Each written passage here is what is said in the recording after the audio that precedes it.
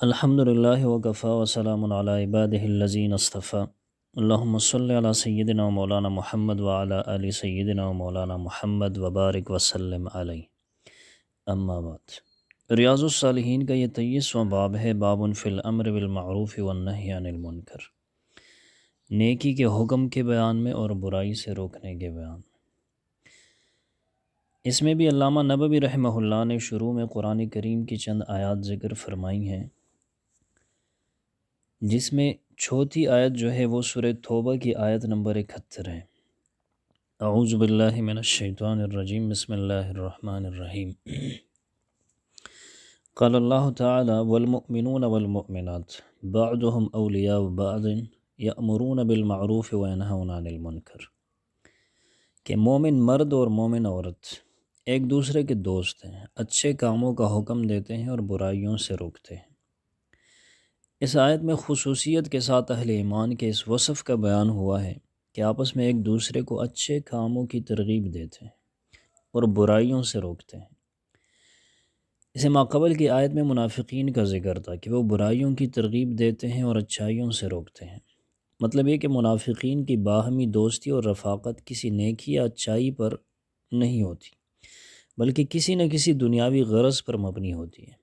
اور اپنی مادی اغراض کی جائز اور ناجائز تکمیل کے لیے وہ خود بھی برے راستوں پر چلتے ہیں اور دوسروں کو بھی اس راستے میں اپنے ساتھ ملاتے ہیں، جبکہ مومنین کا باہمی تعلق دنیاوی غرض اور مادی مفاد پر مبنی نہیں ہوتا، ان کا باہمی تعلق ایمان کے رشتے پر مبنی ہوتا ہے، اور اسی وجہ سے وہ خود بھی نیک اعمال کرتے ہیں اور دوسروں کو بھی نیکیوں کی ترغیب دیتے ہیں، خود بھی برائیوں سے بچتے ہیں اور دوسروں کو بھی تلقین کرتے ہیں کہ برے کام نہ کریں۔ پانچویں جو آیت ذکر فرمائی ہے وہ سورہ مائدہ کی آیت نمبر 78 اور 79 ہے۔ بسم اللہ الرحمن الرحیم، وقال اللہ تعالی لعن الذین کفروا من بنی اسرائیل علی لسان داؤد وعیسی ابن مریم ذالک بما عصوا وکانوا یعتدون کانوا لا یتناہون عن منکر فعلوہ لبئس ما کانوا یفعلون۔ بنی اسرائیل میں سے جو لوگ کافر ہوئے ان پر داؤد علیہ السلام اور عیسیٰ ابن مریم علیہ السلام کی زبانی لعنت کی گئی، اس لیے کہ وہ نافرمانی کرتے تھے،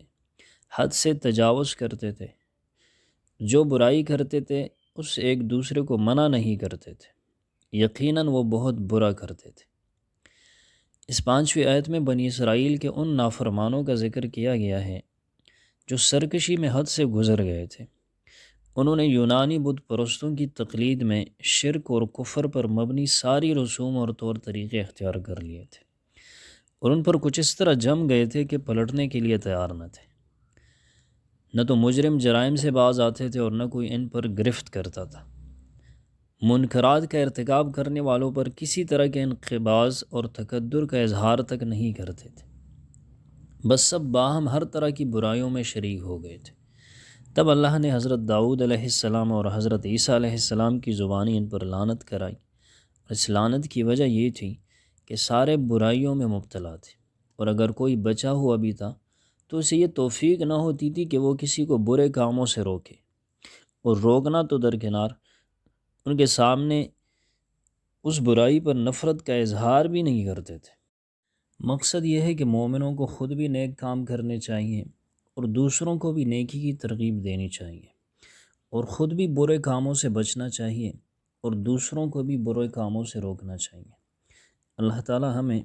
ان آیات کو سمجھنے اور ان پر عمل کرنے کی توفیق عطا فرمائے۔